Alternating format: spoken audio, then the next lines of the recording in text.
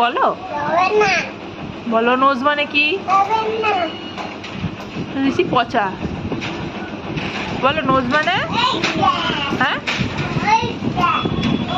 বল, acting করছিস কেন? Nose মানে কি? আচ্ছা আতা গাছে বলো দেখি।